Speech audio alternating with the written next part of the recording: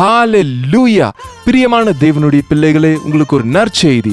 ஒவ்வொரு நாள் காலையும் தேவனுடைய புதிரான கிருபைகளை பெற்றுக்கொள்ளும்படியாக ஒரு சுருக்கமான வசன தியானத்தை அனுதின தியானம் என்னும் நிகழ்ச்சியாக நாங்கள் கொடுத்து கொண்டு வருகிறோம். டாக்டர் ஜெயபால் தமிழ் என்னும் யூடியூப் சேனல்ல ஒவ்வொரு நாளும் காலையில 7 மணிக்கு வருகிற இந்த நிகழ்ச்சியை, இது யூடியூப்ல இருக்கிறதுனால உங்களுக்கு நேரம் கிடைக்கும் போது தேவ பிள்ளைகள் நீங்க இந்த நிகழ்ச்சியை பார்த்து பயனடைய வேண்டும் என்று உங்களை கேட்டுக்கொள்கிறோம். நினைவில் வைத்துக் கொள்ளுங்க, ஒவ்வொரு நாள் காலை 7 மணிக்கும் அனுதின தியானம் டாக்டர் ஜெயபால் தமிழ் யூடியூப் சேனல்ல உங்களுக்காக பாருங்க, ஆசீர்வதிக்கப்படுங்க. உங்ககிட்ட பைபிள் இல்லைன்னா உடனே ஒரு பைபிள் வாங்கிடுங்க. காட்டுங்க, உங்களை யார்கிட்டலாம் பைபிள் இருக்கோ எல்லாரும் இப்படி தூக்கி காட்டுங்க பார்க்கலாம். ஓகே, அப்பா, இந்த லைட்டு வெளிச்சத்துக்கு அப்படியே பளபளன்னு மின்னுது உங்க பைபிள். எவ்வளோ ஆனந்தமா இருக்கு தெரியுங்களா? கொஞ்சம் இன்னும் உயர்த்தி பிடிங்க பார்க்கலாம். இந்த உலகத்துல இதை விட ஒரு சூப்பரான சீன் இருக்கவே முடியாதுங்க. உங்களுக்கு தெரியாது, ஆனால் நான் மேலே இருக்கிறதுனால எனக்கு நல்லா தெரியும். ரொம்ப அழகா இருக்கு. இதை விட ஏதோ மலை சிகரம் கடல் அலை அது இதுன்னு சொல்லுவாங்கல்ல, ஆனால் அதெல்லாத்தையும் விட இந்த மாதிரி ஒரு அழகான சீனை நான் பார்த்ததே இல்லைங்க. இந்த வேதாகமம் படிக்கும்போது உடனே எனக்கு உதவி கிடைத்திடும். கஷ்டங்கள் வந்தாலும் கவலை வந்தாலும் இடைவிடாமல் தியானிப்பேன் வேதாகமம். பரிசுத்தமான வேதாகமம் படிக்கும்போது உடனே எனக்கு சகாயம் கிடைத்திடும். கஷ்டங்கள் வந்தாலும் கவலை வந்தாலும் இடைவிடாமல் தியானிப்பேன் வேதாகமம். ஆமென். என்ன புத்தகம் இது? வேதாகமம். எல்லாரும் இப்ப கீழே இருக்கீங்க. 2 ராஜாக்களின் புஸ்தகம் 5வது அதிகாரம். இங்கே ஒரு உவமை இருக்கிறது, இல்ல ஒரு கதைன்னு சொல்லலாம், அல்லது ஒரு உண்மை சம்பவம் இருக்கிறது. பைபிள்ல இருக்கிற கதைகள் கட்டுக்கதைகள் அல்ல, உண்மையான சரித்திரங்கள். இந்த அதிகாரத்துல சீரிய ராஜாவின் படைத்தலைவனாகிய நாகமான் என்பவன் தன் ஆண்டவனிடத்தில் பெரிய மனுஷனும் எண்ணிக்கையுள்ளவனுமாய் இருந்தான். அவனை கொண்டு கர்த்தர் சீரியாவிற்கு ரட்சிப்பை கட்டளையிட்டார். மகா பராக்கிரமசாலியாகிய அவனோ குஷ்டரோகியாய் இருந்தான். இங்கே ஒரு படைத்தலைவன் இருக்கிறான். சீரிய நாட்டுக்கு படைத்தலைவன், படைய நடத்தி செல்கிறவன். தேவன் அவனுக்கு ஆசீர்வாதம் கொடுத்து பெரிய வெற்றிகளை கொடுத்தார் என்பதினாலே அவன் எப்ப யுத்தத்திற்கு போனாலும் வெற்றிதான். வெற்றி கிடைக்கிறதுங்கிறதுனால அந்த சீரிய தேசத்து ராஜாவுக்கு இந்த படைத்தலைவன்னா ரொம்ப பிரியம். அவன் மகா பராக்கிரமசாலி. அதோட மட்டும் இருந்திருந்தா பரவாயில்ல. ஆனா குஷ்டரோகி. இந்த உலகத்துலங்க நிறைய பேர் அவர் ரொம்ப நல்லவருங்க, ஆனா கோபம் வந்தா தாங்க முடியாதுங்க. அவரு ரொம்ப நல்லவருங்க, ஆனா சாயங்காலம் ஆனா தண்ணி அடிச்சிருவாருங்க. எப்படிங்க? அவரு ரொம்ப நல்லவருங்க, அவர் வீட்டுக்கு போனா அப்படி சாப்பாட வச்சு கவனிப்பாருங்க. விருந்துக்கு போனா விதவிதமா சமைச்சு போடுவாருங்க. ஆனா கோபம் வந்து அவ்வளவுதாங்க, யாராலையும் கட்டுப்படுத்த முடியாது. கவனிங்க, ஒவ்வொருத்தரிடமும் ஒரு நல்ல விஷயம் இருக்கிற அதே நேரத்தில் ஏதோ ஒரு கெட்ட விஷயம், ஒரு குறை, ஏதோ ஒரு ஏத்துக்க முடியாத ஒரு பலகீனம், ஏதோ ஒரு பாவம் அவங்களுக்குள்ள இருக்கும். காரணம், எந்த பேதமும் இல்லை. எல்லாரும் ஒரு பாவத்தை செய்து தேவன் கொடுத்த மகிமையை இழந்து கொண்டிருக்கிறோம். தேவன் மனிதனை நீதிமானாய் படைத்தாரே தவிர அவன்தான் விதவிதமான தொந்தரங்களை கத்துக்கிட்டு, அதனால ஒவ்வொருத்தருக்கிட்டையும் வேப்பங்கொட்டை மாதிரி கசப்பு இருக்குதுங்க. அந்த கசப்பு எடுத்து போடத்தான் ஏசப்பா இங்க வந்தார். அந்த கெட்டதை சரி செய்யறதுக்கு தான் ஏசப்பா கிட்ட நாம வந்திருக்கிறோம். அவன் எவ்வளவு பெரிய பராக்கிரமசாலியா இருந்தா என்ன பிரயோஜனம்? சரீரம் முழுவதும் குஷ்டம். குஷ்டரோகங்கிறது இப்பெல்லாம் ஒருவேளை நமக்கு அதை பத்தி சரியா தெரியலன்னு நினைக்கிறேன். ஒரு காலத்துல அது தொடக்கூடாத நோயா இருந்தது. அந்த நோய் வந்தவங்களை ஊருக்கு வெளியே கொண்டு போய் விட்டுட்டு வந்துருவாங்க. வீட்டில் இருக்கவங்க கூட அவருக்கு சோறு போட மாட்டாங்க. அவங்களை கொஞ்சம் கேவலமா பார்ப்பாங்க, தூரமா ஒதுக்கி வச்சிருவாங்க. அவங்களுக்கு இருக்கிற கவலையை விட இந்த அவமானங்கள் தான் அவங்களை அப்படியே நொறுக்கி போட்டுடும். இன்னொரு விதமா சொல்லணும்னா, அந்த காலத்துல குஷ்டரோகம்னா என்னன்னா, இப்ப இருக்கிற எய்ட்ஸ் நோய் மாதிரி. இன்னைக்கு HIV, எய்ட்ஸ் இப்படி பல கவலைப்படுறவங்கள நாம பார்த்துருக்கோம். அவங்கள நாம எப்படி பார்ப்போம் சொல்லுங்க? யாராவது வந்து தைரியமா எனக்கு எய்ட்ஸ் நோய் இருக்குன்னு சொல்லுவாங்களா? ஒருவேளை அப்படி சொன்னா கூட அவங்கள ஏற இறங்க பார்ப்போம். அவங்கள விட்டு கொஞ்சம் விலகி நின்னுக்குவோம். ஒருவேளை அவங்க கூட பேசுறது யாராவது பார்த்தா நம்மளையும் அதே லிஸ்ட்ல சேர்த்துருவாங்களே என்னமோன்னு பயப்படுவோம். அவங்கள விட்டு விலகி இருப்போம்னு தான் நினைப்போம். என்கிட்ட ஜெபிக்க வர்றவங்க, ஐயா எனக்கு ரத்தத்துல மாற்றங்கள் வந்துருச்சு, எய்ட்ஸ் நோய் வந்திருக்கு, என் மனைவிக்கு எனக்கும் என் கணவர் மூலமா எனக்கு வந்துருச்சு, என் பிள்ளைங்களுக்கு வரக்கூடாதுன்னு ஜெபம் பண்ணுங்க, நாங்க செக்கப்புக்கு போறோம், என் கணவர் எய்ட்ஸ் வந்து இறந்துட்டாருங்க, இதோ என்னோட 2 பிள்ளைங்களுக்கும் எய்ட்ஸ்ன்னு சொன்னாங்க, நான் என்ன பண்றது, எப்படி வாழ்றது? எல்லாரும் எங்களை ஒரு மாதிரி பார்க்கறாங்க. சமுதாயத்தில் கூட எங்களுக்கு எந்த வித மரியாதையும் இல்லை, எந்த ஆதரவும் இல்லை, எந்த அரவணைப்பும் இல்லை. அப்படி வருத்தத்தோட தான் இருப்பாங்க. உண்மைதாங்க, அந்த நோய் உடல் இச்சையின் காரணமா தான் அது வருது. ஆனா எங்கேயாவது 1-2 தான் நமக்கு தெரியாம இன்ஜெக்ஷன் மூலமாவோ அல்லது வேற ஏதாவது காரணங்கள் மூலமாவோ வருது. ஒரு தடவை மீட்டிங் நடக்கும்போது 2 பெரிய மனுஷங்க ஆஜானுபாகுவா வந்து உட்கார்ந்தாங்க. மீட்டிங் முடிஞ்சது, அவங்கள பார்த்த பெரிய மரியாதை உள்ளவங்களா தெரிஞ்சாங்க, கௌரவம் உள்ளவங்களா இருந்தாங்க. அவங்க பக்கத்துல வந்து கண்ணீர் விட்டு அழுது சொன்னாங்க, ஐயா எங்க அண்ணனுக்கு எய்ட்ஸ் வந்துருச்சு, நாங்க 2 பேரும் பேச்சுலர்ஸ், வேற பெண்ணை தொட்டதே இல்லை, ஆனா எங்க அண்ணன் ஏதோ அடுத்தவன் பேச்சு கேட்டு ஒரு தடவை விபச்சாரி கிட்ட போயிட்டு இப்ப எய்ட்ஸ் வாங்கி வந்துட்டான், ஐயா என்ன செய்யறது? இப்ப நாங்க இந்த அவமானத்தை தாங்க முடியாம இருக்கிறோம், வாழவும் முடியல, சாகவும் முடியாம தடுமாறிக்கிட்டு இருக்கோம். இந்த நேரத்தில் இங்க இருக்கிற இளைஞர்களை நான் தேவனுடைய சந்நிதியில எச்சரிக்கிறேன். இந்த உடல் இச்சைக்கு நீ இடம் கொடுத்தேன்னா, வேற ஒரு பெண்ணோட அந்த ஆணோட அசிங்கமான சம்மதம் வச்சுக்கிட்டேன்னா, அவங்களோட உடல் அழகை பார்த்து நீ ஏமாந்து போயிட்டேன்னா, அவங்களோட இனிப்பான வார்த்தைகளை கேட்டு நீ ஏமாந்துட்டேன்னா, உன்னுடைய வாழ்க்கையில் இருக்கிற பரிசுத்தத்தை காத்துக்க முடியாது. விவாகம் என்பதும் கணவன் மனைவி பந்தம் என்பதும் பரிசுத்தமானது. அதாவது கணவன் மனைவிக்கு இடையிலே இருக்க வேண்டிய உறவே தவிர வேறு பெண்ணோடோ வேறு ஆணோடோ ஈடுபடுவதல்ல. அதனால்தான் சொந்த கணவன் இருக்க வேண்டும், சொந்த மனைவி இருக்க வேண்டும் என்று வேதவசனம் சொல்லுகிறது. இன்று அநேக வாலிப பிள்ளைகள் விவாகத்திற்கு முன்பே சரீர இச்சையில் விழுந்து விடுகிறார்கள். சரீர இச்சைன்னு சொன்னா திருமணத்துக்கு முன்னாலேயே நம்ம உடல் உறவு சம்பந்தப்பட்டது. விபச்சாரம் என்றால் திருமணம் ஆனதுக்கு அப்புறம் மனைவியை விட்டுவிட்டு கணவனை விட்டுவிட்டு வேறொருவரோடு தவறாக வைத்துக் கொள்ளுகின்ற கள்ள உறவுதான் அது.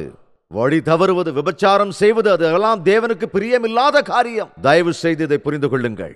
நிலையில்லாத அற்ப ஆசைகளுக்காகவும் தற்கால சந்தோஷத்துக்காகவும் இடம் கொடுத்து பரிசுத்தமான உன்னுடைய இளமையையும் கன்னித்தன்மையும் இழந்துகிட்டு இருக்கிறாயா? அநேகர் இன்னமும் அதுபோன்ற காரியங்களுக்கு இடம் கொடுத்து பயங்கரமான நோய்களுக்கு ஆளாகி வாழ்க்கை முழுவதும் துக்கப்பட்டு கொண்டிருக்கிறார்கள். வாழ்க்கையில் அநேக காரியங்களை இழந்த நிலையில் நிற்கிறார்கள். ஆனால் இயேசு கிறிஸ்துவிடம் வரும்போது இன்றும் கூட எத்தனையோ எய்ட்ஸ் நோயாளிகள் தங்கள் தவறை உணர்ந்து மனம் திரும்பி கண்ணீர் விட்டு தேவனுடைய சந்நிதியில் முறையிடும் போது, தேவனை விசுவாசிக்கும் போது, அவர்கள் ரீடெஸ்டுக்கு போகும் பொழுது, அவர்களுக்காக பிரத்யேகமான பிரார்த்தனை செய்த பொழுது, அவர்கள் மனம் திரும்பி பிரார்த்தனை செய்யும் போது, அவர்கள் மறுபடியும் டெஸ்டுக்கு போகும்போது உங்களுக்கு எந்த விதமான நோய் இல்லைன்னு டாக்டர் சொல்லியிருக்காங்க. ஒரு மனிதனுக்கு எய்ட்ஸ் நோய் வந்துச்சுன்னா அது இன்னைக்கு அவனோட வாழ்க்கையை அழிச்சிடும். அதே போல அந்த காலத்துல குஷ்டரோகம் வந்ததுன்னா அவன் மனதார நொந்து நொறுங்கி போயிடுவான், ஊரை விட்டு வெளியே போயிடுவான், எல்லாரும் கேவலமா பார்ப்பாங்க. அப்படிப்பட்ட ஒரு நிலையில் இருந்தவன் தான் அந்த குஷ்டரோகி படைத்தலைவன். இன்னைக்கும் ஒருத்தர் இல்லைங்க, படிச்சவங்க, கிராமத்துல இருக்கிறவங்க பாருங்க, எங்கேயோ ஆப்பிரிக்கா காட்டுக்குள்ள ஒரு மனுஷன் குரங்கோட உறவு வச்சுக்கிட்டதுனால இந்த கிருமி வந்ததுன்னு சொல்றாங்க. ஆமா, அது மிருகத்தோட உறவு கூடாது அப்படின்னு வேத வசனம் நமக்கு சொல்லி இருக்கிறது. வசனத்துக்கு விரோதமாக மனிதன் தன்னுடைய சரீரத்தை கெடுத்து கொண்ட போது சாபமான வியாதி இந்த வியாதி. ஆமா, அது அங்க இங்கன்னு பரவி ஆணோடு ஆண் பெண்ணோடு பெண் செய்கிற பாவத்தினாலே அது பெருகி உறவின் மூலமாக பல நாடுகளிலே, பல வெஸ்டர்ன் கண்ட்ரீஸ்ல பலவிதமான ஆணோடையும் பெண்ணோடையும், பலர் ஆணோடையும் பல பெண்களோடையும் உறவு கொண்டதன் மூலமாக இந்த நோய் பரவி விரிந்திருக்கிறது. ஒரு காலத்தில் வெளிநாட்டில் மட்டும்தாங்க இந்த நோய் இருந்தது. ஆனா இன்று நம்முடைய பாரத தேசத்திலும் கூட பெரிய பெரிய நகரங்களுக்குள் முன்பு நுழைந்தது. ஆனா இன்று நம்ம ஊர்ல கூட, நம்ம கிராமங்களையும் இந்த பாவத்திற்கு இடம் கொடுத்து அநேகர் நோயாளியாயிருக்கிறார்கள். இந்த சரீர இச்சை என்பது இளைஞர்களுக்கு மட்டும்தான் வருதுன்னு நினைக்கிறாங்க அநேகர். வாலிப பிராயத்தில் இருக்கிறவங்களுக்கு அதிகமா வர்றது ஒத்துக்கிறேன். ஆனா இளமை காலத்துல நீ உன் மாமிச இச்சையை நீ வெல்லவில்லை என்றால் உனக்கு கல்யாணமானா கூட நீ அதிலிருந்து ஜெயிக்கவே முடியாது. நம்ம தேசத்துல சொல்லுவாங்க, இவன் கண்ணாபினான்னு சுத்துறான், இவனுக்கு ஒரு கால் கட்டு போட்டுட்டா சரியாயிடுவான்னு. அதாவது ஒரு கல்யாணத்தை பண்ணி வச்சுட்டா சரியாயிடுவான்னு சொல்லுவாங்க. ஆனா அப்படி சரியாகாத ஒருத்தனுக்கு கல்யாணம் பண்ணி வச்சா, கல்யாணம் ஆனதுக்கு அப்புறம் அடுத்த பெண்ணோட உறவு வச்சுக்குவானா இல்லையா? ஆனா அதுக்காக கல்யாணம் பண்ணி வச்சா இவன் கொஞ்சம் திருந்திருவான்னு நினைச்சுதான் கல்யாணம் பண்றாங்க. ஆனா இப்படி கல்யாணம் பண்றதுனால விவாகத்துக்கு பிறகு கூட மனைவியை விட்டு விட்டு அநேகர் கள்ள தொடர்பை வைத்துக் கொண்டிருக்கிறார்கள். சில வயதானவர்கள் கூட என்னிடத்தில் அநேக முறை வந்து ஜெபிக்க சொல்லி இருக்கிறார்கள். ஐயா, எனக்காக ஜெபிங்க ஐயா. எதுக்காகங்க? என்னுடைய சிந்தை எப்பொழுதும் இச்சையே நோக்கி போகுதுங்க. அப்படியே அவங்க வயசு என்னங்க? 70ங்க 60ங்க. இச்சையை மேற்கொள்ளவில்லை என்றால் உனக்கு வெற்றி இல்லை. ஆமா, சிம்சோன் இளைஞன் சரீரேச்சைகளுக்கு இடம் கொடுத்துட்டான். சாலமோன் முதிர் வயதான போது கூட, வயதானதுக்கு அப்புறம் கூட பல பெண்களோட சம்பந்தம் வச்சுக்கிட்டான், தவறி போயிட்டான். தாவீது திருமணமானவன், பக்திமான். ஆனால் அதே தாவீது இச்சையிலே விழுந்து விட்டான். ஒரு வயசு கிடையாது, ஒரு சமயம் கிடையாது. இந்த இச்சைகளுக்கு இணங்கும் போது எப்போனாலும் சரி சாத்தான் நம்மளை பிடிக்க தயாரா இருப்பான். அதனாலதான் உன் சரீரத்தை தேவாலயமாய் காத்துக்கொள். தேவன் உனக்கு கொடுத்திருக்கிற சரீரம் வேசிகளுக்கு கொடுப்பதற்காக அல்ல, தேவனுக்கு சமர்ப்பிப்பதற்காக என்று வேதம் சொல்லுகிறது. எத்தனையோ பேர் இன்று வெளியே சொல்ல முடியாத வியாதியில் இருக்கிறார்கள், சொல்ல முடியாத கவலையில் இருக்கிறார்கள், மனசு விட்டு எல்லார்கிட்டையும் சொல்ல முடியாத நிலையில இருக்காங்க. ஒரு டாக்டர் கிட்ட போய் தன்னோட நிலையை சொல்ல முடியாத நிலையில் அநேகர் உண்டு. மோசம் போனவங்க, நஷ்டம் அடைஞ்சவர்கள், பலவிதமான உடல் இச்சைகளுக்கு இடம் கொடுத்தவர்கள், உள்ளுக்குள்ளேயே கலங்கிக்கிட்டு இருக்கிறவங்க, நொறுங்கி போயிருக்கிறவர்கள் இருக்கிறார்கள். வெளியில பாத்தீங்கன்னா டீச்சராவோ வக்கீலாவோ பெரிய மனுஷனாவோ இருப்பாங்க, வெளியில டாக்டரா இருப்பாங்க, அல்லது பெரிய என்ஜினியரா இருப்பாங்க, இல்ல எம்எஸ் பிடெக் எம்டெக், இப்படி வெளியில தான் அநேக பெரிய குடும்பங்கள், பெரிய இடத்து பிள்ளைகள், பெரியவங்க அப்படின்னு எல்லாம் சொல்லுவாங்க. எல்லாராலையும் பாராட்டப்படுறவங்களா கூட இருப்பாங்க. எல்லாரும் முன்னாடி படைத்தலைவன், அநேகரை தன்னிடத்திலே கொண்டிருக்கிறவன் என்று பெயர் எடுத்தவன். ஒருவேளை நான் நினைக்கிறேன் அந்த குஷ்டரோகத்தை அந்த கிரீடத்தை வச்சு கவர்சத்தை போட்டு கிளவுஸ் போட்டு மூடி வச்சிருந்திருப்பான்னு நினைக்கிறேன். ஆனா வீட்டுக்கு போனவருடைய உண்மையான சொரூப வெளியே வந்துடும்ல. வீட்டுக்கு போனது எல்லாத்தையும் எடுத்து போட்டதுக்கு அப்புறம் அந்த வீட்டில் ஒரு வேலைக்கார பொண்ணு இருந்தா. அந்த பொண்ணை அவங்க ஒரு தடவை இஸ்ரவேலுக்கு போனப்போ அந்த பொண்ணை பிடிச்சி கூட்டிட்டு வந்துட்டாங்க. ஏன்னா இஸ்ரவேல்காரங்க ரொம்ப சுறுசுறுப்பானவங்க, அவங்க எந்த வேலை செஞ்சாலும் சுத்தமா சுலபமா செய்வாங்க. காரணம், அந்த ஜனம் ஆசீர்வதிக்கப்பட்ட ஜனம் அல்லவா. அதனால அந்த தேசத்திலிருந்து பொண்ணை கூட்டிட்டு வந்து அந்த படைத்தலைவன் தன்னுடைய மனைவிக்கு துணி துவைக்கவும் வீட்டு வேலைகளை செய்யறதுக்கும் பாத்திரம் கழுவுறதுக்கும் ஹெல்ப் பண்றதுக்கும் வச்சுக்கிட்டாரு. அந்த படைத்தலைவன் வீட்டுக்கு வந்து ஒரு நாள் எல்லாவற்றையும் கழற்றி வைத்த போது இந்த பொண்ணு பார்த்துட்டா. வீட்டுல வேலைக்கார பொண்ணா இருந்தவ கண்டிப்பா வீட்டுல வேலை செய்யறவ பார்க்கத்தானே செய்வா. பார்த்துட்டு வெளியில போய் வீட்டு காரியத்தை வெளியில சொல்ல வேண்டியது, உள்ள வந்துட்டு அம்மாவை பார்த்தா அம்மா வணக்கம்னு சொல்ல வேண்டியது, இப்படித்தானே. அதாவது வெளியே மரியாதை, உள்ள அவமரியாதை. வீட்டுக்குள்ள இருக்கிற விஷயத்த இந்த வேலைக்கார பொண்ணு பார்த்துட்டா. ஐயோ, என்ன இந்த ஐயாவுக்கு, ஐயோ என்ன நம்ம ஐயா வெளியே போனார்னா குதிரை மேல டம் டம் டம் டம்னு போறாரு, வீட்டுக்குள்ள வந்தா இது என்னப்பா, ஐயோ கையில விரல்களை காணோம், மூஞ்சிலும் மூக்க காணோம், பிளாஸ்டிக் மூக்கு வச்சிருக்காரு. பாக்குறா, ஐயோ நம்ம எஜமானுக்கு குஷ்டரோகமா. அதை பார்த்துட்டு அந்த பொண்ணு என்ன செஞ்சா தெரியுங்களா? எஜமானி அம்மா கிட்ட போனா. ஐயா கிட்ட போற பயம் இல்லையா? அம்மா கிட்ட போய், அம்மா எஜமான ஐயா மட்டும் எங்க நாட்டுல எலிசான்னு ஒரு தேவ மனுஷன் இருக்கிறாரு, அவரை போய் பார்த்தாருன்னா கண்டிப்பா சுகமாயிடுவாருமா அப்படின்னு நாங்க ஒரு சின்ன சாட்சி சொன்னான். வேலைக்காரியா இருக்கிறவ, எளிமையா இருக்கிறவங்க பெரிய காரியங்களை செய்ய முடியும். உங்களுக்கு தெரியுமா? ஐஸ்வர்யவான் கிட்ட வேலை பார்க்கிறவங்க, ஒரு பியூனாவோ ஒரு கிளர்க்காவோ ஒரு அசிஸ்டன்டாவோ ஒரு நர்ஸாவோ ஒரு ஹெல்ப்பராவோ ஒரு வேலைக்காரனாவோ இருக்கிறவங்க பெரிய காரியங்களை செய்ய முடியுங்க. அதை விட நினைக்காதீங்க, நான் ஏன் ஆபீஸ் பாயா இருக்கிறேன், அவர் மட்டும் ஏன் மேனேஜரா இருக்காருன்னு தயவு செஞ்சு நினைக்காதீங்க. மேனேஜரை விட நீயே பெரியவன், ஏன்னா நீ இயேசு கிறிஸ்துவை ஏற்றுக்கொண்ட மனிதன். இந்த பொண்ணு கட கடன்னு வேலை செய்யுது. வீட்டில் பணம் விழுந்து கிடந்து, அம்மா இதை பணம் அங்கே விழுந்து எடுக்குன்னு போய் எடுத்து கொடுத்துருவா. தங்கத்தை எங்கேயாவது வச்சுட்டு, அம்மா தங்கத்தை மறந்து வச்சிங்கன்னு போய் எடுத்து கொடுத்துருவா. இந்த பொண்ணை பார்த்தா, ஏமா உனக்கு இந்த திருட்டு பழக்கமே இல்லையா? ஏசப்பா எனக்கு திருட்டு புத்தி சொல்லி கொடுக்கலங்க.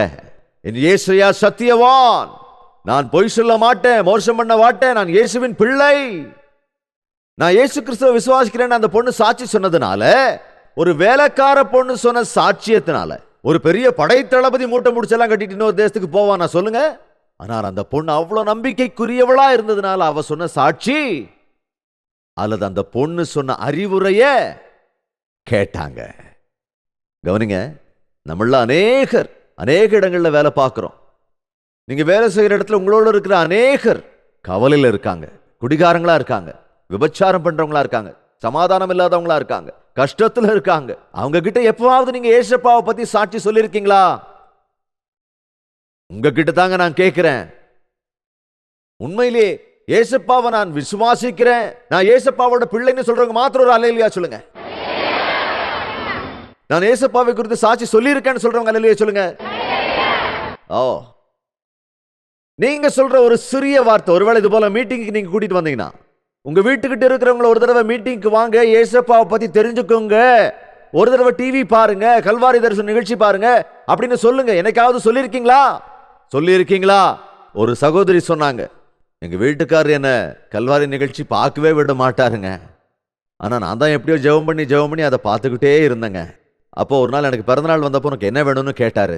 எனக்கு எதுவும் வேண்டாம், கல்வாரி தரிசன நிகழ்ச்சியை மட்டும் பார்க்கறதுக்கு எனக்கு பெர்மிஷன் வேணும்னு கேட்டேன். சரி பார்த்துக்கோ, எனக்கு பணம் மிச்சம் அப்படின்னு சொன்னாருங்க. ஏதோ கேட்பேன் நினைச்சிருப்பாரு, ஆனா டிவி பார்க்கறேன்னு கேட்டு பார்த்துக்கோன்ட்டாருங்க. நான் அதுக்கப்புறம் சந்தோஷமா பார்த்துக்கிட்டு இருந்தேன். அப்படி இருக்கும்போது ஒரு நாள் எங்க கல்யாண நாள் வந்தது. இப்போ உனக்கு என்ன வேணும்னு கேட்டாருங்க. எதுவும் வேண்டாம், நீங்க கூட கல்வாரி தரிசன நிகழ்ச்சி பாருங்கன்னு. சரிடி, உனக்காக நம்ம கல்யாண நாள் அதுவும் இன்னைக்கு ஒரு நாள் மட்டும் நான் பார்க்கறேன்னு சொன்னாரு. பார்த்துட்டு நல்லா தான் பேசுற, நல்லா இருக்கே அப்படின்னு சொன்னாரு. அதுக்கப்புறம் நான் அப்பப்போ நிகழ்ச்சி பார்க்கும்போது எனக்கு பின்னால மறைஞ்சிருந்து அவரு பார்க்க ஆரம்பிச்சாருங்க. அதுக்கப்புறம் பின்னால இருந்து பார்த்து ஒரு பக்கம் வந்து உட்காந்து பார்க்க ஆரம்பிச்சாருங்க. இப்ப மாறிட்டாருங்க. இதோ நாங்க 2 பேரும் இன்னைக்கு ஒன்னா வந்திருக்கோம்னு சொன்னாங்க. ரொம்ப சந்தோஷமா இருந்ததுங்க. உன் கணவர் மனம் திரும்பணும்னா வசனத்தை கேட்க சொல்லுங்க. வசனத்தை கேட்டா தேவன் அவங்கள பிடிச்சிருவார். நீங்க சொன்னாலும் நான் சொன்னவ கேட்க மாட்டாங்க. தேவனுடைய வார்த்தைகள் தான் இருதயங்களை திறக்கும். தேவனுடைய ஊழியர்கிட்ட போ, தேவனுடைய வசனங்கள் சொல்ற இடத்துக்கு போ. அந்த பொண்ணு சொன்ன சாட்சிய மூலமா இந்த ராஜா ரதத்தை எடுத்துக்கிட்டு படைகளை கூட்டிக்கிட்டு 10 தாலந்து வெள்ளி 1000 சேக்கால் நிறைந்த பொண்ணு 10 மாற்று வஸ்திரங்கள் இப்படி எல்லாத்தையும் இம்போர்ட்டட் திங்ஸ் எல்லாம் எடுத்துக்கிட்டு தன்னுடைய பரிவாரங்களோட ராஜா கிட்ட, இந்த சீரிய ராஜா கிட்ட இருந்து இஸ்ரவேல் தேசத்து ராஜாவுக்கு ஒரு ரெக்கமெண்டேஷன் லெட்டர் வாங்கிக்கிட்டு திரு ஸ்ரீ ஸ்ரீ ஸ்ரீ இஸ்ரவேல் ராஜாவுக்கு சிரியா ராஜா எழுதி கொள்வது என்னவென்றால், என்னுடைய மிகப்பெரிய பராக்கிரமசாலியான படை தலைவன் பிராக்கெட்ல குஷ்டரோகி உம்மிடத்தில் அனுப்பி வைக்கிறேன், உடனே அவனுடைய குஷ்டரோகத்தை சுகமாக்கி நீர் திரும்ப அனுப்பி வைக்க வேண்டும் அப்படின்னு லெட்டர் எழுதி அனுப்பிட்டார். ஒரு சின்ன பொண்ணு சொன்ன விஷயத்துக்கு எவ்வளவு பெரிய ஆக்ஷன் பாருங்க, எப்பேற்பட்ட ரியாக்ஷன் பாருங்க, எவ்வளவு பெரிய விஷயம் நடந்துகிட்டு இருக்குன்னு பாருங்க. லெட்டரை வாங்கிட்டு அந்த படை தலைவன் டக்கா டக்கா டக்கான்னு குதிரையில் ஏறி கிளம்பிக்கிட்டு இருக்கான். முன்னாடியும் பின்னாடியும் பரிவாரங்கள், படை தலைவன் பெரிய கூட்டமே அவன் பின்னால போய்கிட்டு இருந்தது. எல்லாரோட போய் நேரா போய் இஸ்ரவேல் ராஜா கிட்ட போய் அந்த கடிதத்தை கொடுத்தா அவரு வாங்கி படிச்சுட்டு வஸ்திரங்களை கிழித்து கொண்டான். இது என்ன கொடுமடா சாமி, குஷ்டரோகிய மாத்துறதுக்கு நான் என்ன தேவனா? ஏதாவது ஒரு காரணத்தை வச்சு இந்த சிரியா நாட்டு ராஜா எங்கிட்ட யுத்தம் செய்யறதுக்காக இப்படி ஒரு காரணத்தை சொல்லி அனுப்பியிருக்கான் அப்படின்னு அழத் தொடங்கிட்டானா அந்த ராஜா. ஏற்கனவே இந்த சீரியாவுக்கும் இஸ்ரவேலுக்கும் ஒத்துக்காது. தாவீது ராஜாவா இருக்கும்போது இஸ்ரவேல்காரரை சீரியா நாட்டுக்காரங்க அடிச்சு விரட்டுனாங்க. ஆனா தாவீதுக்கு அப்புறம் அந்த ராஜ்யம் நிலைச்சு நிக்கல. அதனால இவங்க இண்டிபெண்டன்ட் ஆகி போயிட்டாங்க. அதனால அடிக்கடி இஸ்ரவேல் கூட மோத ஆரம்பிச்சாங்க. இவங்க 2 பேருக்குமே பகை வளர்ந்துருச்சு. அந்த பகையின் காரணமா தான் சீரியா ராஜாவை கண்டா இஸ்ரவேல் ராஜாக்களுக்குள்ள பயம் இருந்தது. இந்த விஷயம் தீர்க்கதரிசியான எலிசாவுக்கு சொல்லப்பட்டது. ராஜா அழுதார் என்று கேள்விப்பட்டான். நல்லா அழகட்டும்னு சொல்லல, நீ அழுதா அழுதுட்டு போ, அதுக்கு என்ன பண்ண சொல்றேன்னு அவர் சொல்லல. அழுகிறவர்களின் கண்ணீரை துடைக்கிறவன், தவறி போனவைகளை அழ வைக்கிறவன், அழுகிறவர்களை சமாதானப்படுத்துகிறவன், அழ வைக்கிறவர்களை அழ வைப்பவன். இப்படிதாங்க இன்னைக்கு சபையில நடக்கணும்.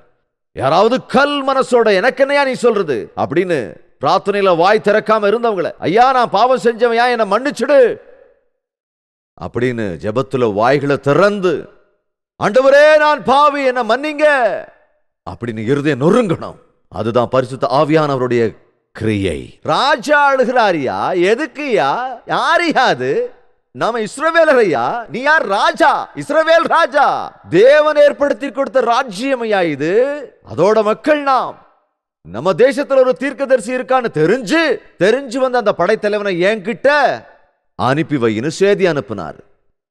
அப்ப யாரோ வந்து ராஜா கிட்ட குசு குசுன்னு சொன்னாங்க. எலிசா சொன்னாருங்க, அவர் அங்க அனுப்பி வைக்கணுமா? யாருங்க? இப்ப அழுகையெல்லாம் நின்று போச்சு. அவங்களும் சரி, நீ குஷ்டரோகத்தால கஷ்டப்படுறல, ஓகே, எலிசான்னு ஒருத்தர் இருக்காரு, அங்க போ. எதுக்கா என்கிட்ட வந்த? நான் ராஜாயா? அட இது வரைக்கும் அழுதுகிட்டு இருந்தாரு. இவ்வளவு நேரம் அழுதுகிட்டு இருந்தவருக்கு எலிசாவை பத்தின செய்தியை கேட்ட உடனே, தேவனுடைய வார்த்தையை கேட்டதுக்கு அப்புறம் எவ்வளவு தெம்பு வந்துருச்சுன்னு பாருங்க. அவ்வளவுதான், ரதத்தை திருப்பினாங்க, டக்கு டக்கு டக்கு டக்குன்னு பறந்தது. ராஜவீதி எல்லாம் சுத்தி, மூல முடுக்கெல்லாம் சுத்தி, சந்து பொந்தெல்லாம் உள்ள போய் ஒரு சின்ன குடிசை கிட்ட வந்து நின்னுச்சு வண்டி. எலிசாங்கிறவர் எங்க இருக்காரு? ராஜபோகமா இல்ல. எலிசா ஒரு குடிசைக்குள்ள இருந்தார். குடிசையா இல்ல கூடாரமா நமக்கு சரியா தெரியல. ரொம்ப எளிமையான இடத்துல இருந்தார். மண்ணு திண்ணையில உட்கார்ந்துகிட்டு இருந்திருக்காரு. மகா பராக்கிரமசாலியான பிராக்கெட்ல குஷ்டரோகி வந்திருக்கேன்னு போய் சொல்லுங்க ஐயான்னா. வேலைக்காரன் ஓடுறான். உள்ள போய் எலிசா கிட்ட, ஐயா இதுக்கு முன்னாடி நான் சொன்ன எல்லா டைலாக்கையும் அவர் சொல்லிட்டார். எலிசா அப்ப பிரார்த்தனையில இருந்தார். அப்படியா? பலைத்தலன் வந்திருக்காரா? அப்படி நினைத்து ஓடி வரல. அப்படியா? போய் யோர்தான் நதியில 7 தடவை மூழ்க சொல்லுன்னு சொல்லிட்டார். அவர் குஷ்டரோகம் போயிடும்னாரு.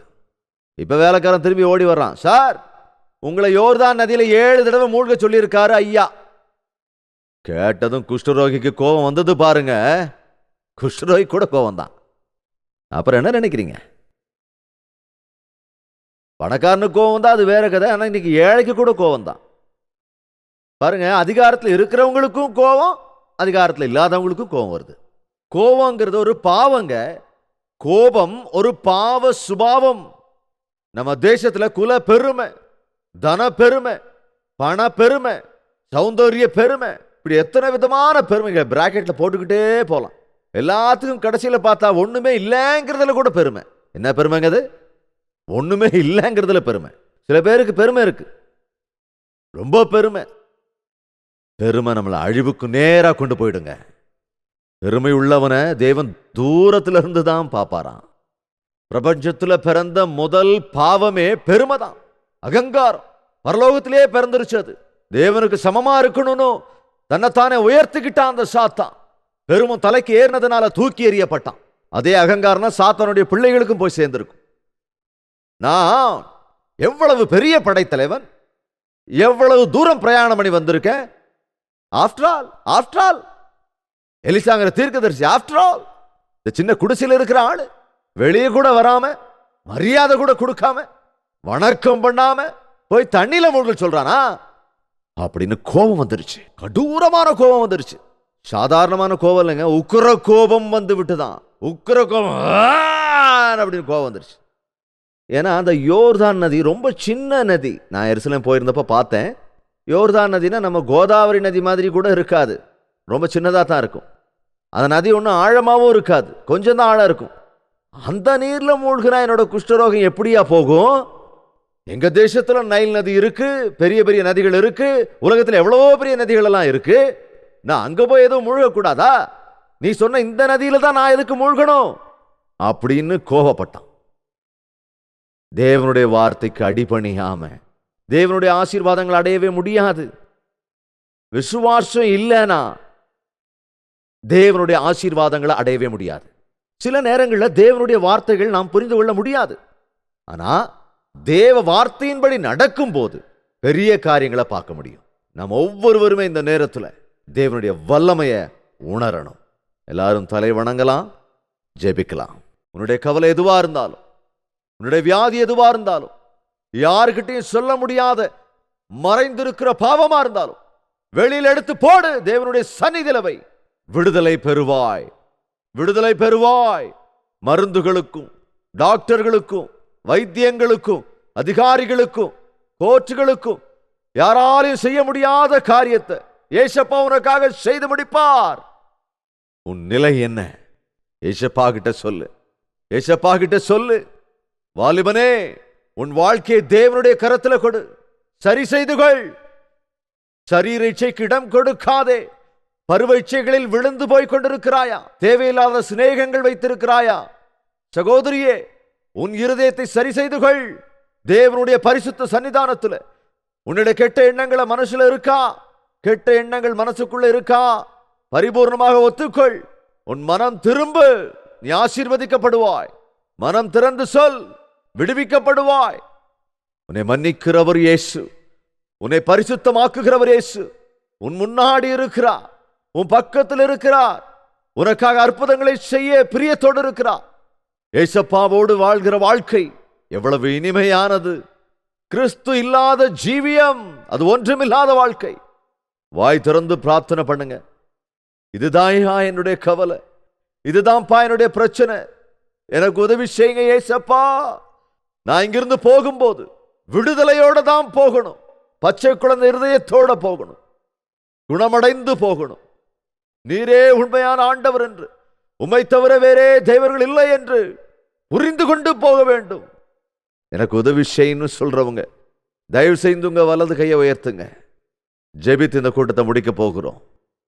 தேவனே, இந்த வேளையில் எங்களை ஒரு விஷயம் கண்ணோக்கி பாருங்க. குணமடைய வேண்டும் என்று வந்திருக்காங்க ஐயா. விடுதலையை தேடி ஓடி வந்திருக்காங்கப்பா.